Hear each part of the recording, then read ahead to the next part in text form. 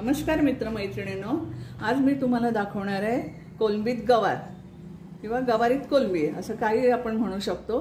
त्यासाठी मी ही गवार घेतलेली आहे मोडून, ही कोलंबी घेतलेली आहे, याला मीठ हळद लावलेलं आहे, कांदा घेतलाय एक मोठा, टोमॅटो घेतले, ही कोथिंबीर गार्निशिंगसाठी आणि हे वाटण्यासाठी घेतलेलं आहे आलं लसूण कोथिंबीर आणि मिरच्या 2, हळद हिंग घेतलेले ह्याच्यामध्ये एकत्र, हे लाल तिखट, धणा पावडर आणि मीठ।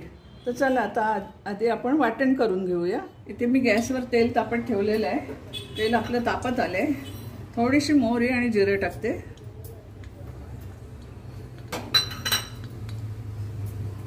मोहरी आणि जिरा आपलं तडतडलंय, आता आपण हे वाटण टाकूया, वाटलेलं कोथिंबीर आलं मिरची लसूण।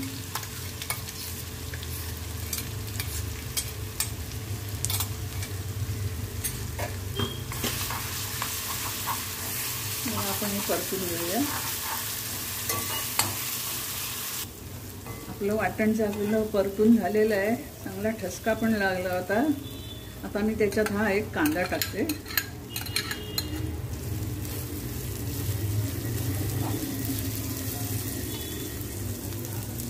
थोडंसं मीठ टाकते। मीठ आपण कोलंबीला लावले, कांदा पटकन होईल आता।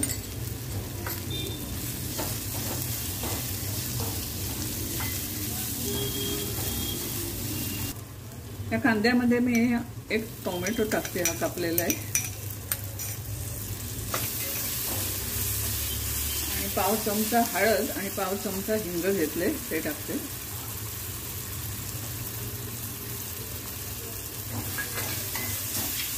टोमॅटो जरा नरम होई परत परतून घेते। परत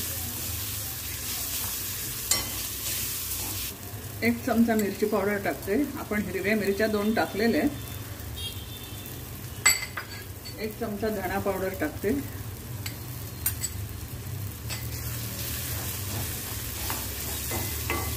आणि ही गवार मी मोडून स्वच्छ धुवून घेतलेली आहे। हातावरती मोडायची म्हणजे त्याला चव लागते, वेळेवर कापायची नाही। हे टाकून घेते ह्याच्यामध्ये। आता गवार घातली ह्याच्यामध्ये, थोडं परतून घेते, मग कोलंबी टाकते। आपली गवार पण चांगली परतून झालेली आहे। आता ही कोलंबी टाकते मी। आज मार्केटमध्ये गेले तर काहीच फिश नव्हतं, कोलंबी घेतली मी आणि गवार घेतली, म्हणजे काहीतरी आज वेगळं करून दाखवूया।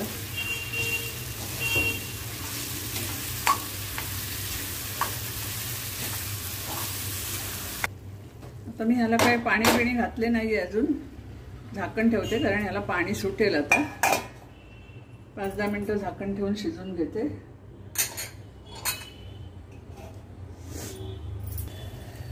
चला तर आता आपण उघडून बघूया। आपली भाजी शिजलेली आहे, चांगली छान झाले। पाणी न घालता त्याला किती पाणी सुटलं आणि गवार त्याच्यातच शिजली। आता मी गॅस बंद करते,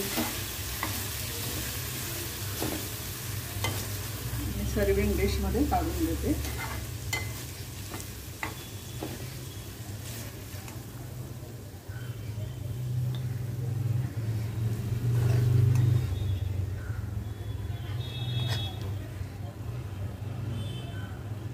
चला आता आपली भाजी आता तयार झालेली आहे। मस्त मी ज्वारीची भाकरी केलेली आहे, कांदा भाकर लिंबू असं हा बेत आहे।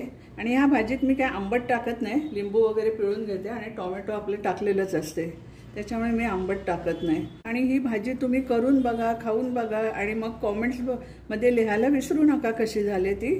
तर माझा हा व्हिडिओ तुम्हाला आवडला असेल तर लाईक करा, शेअर करा आणि सबस्क्राईब करा। तो परत धन्यवाद।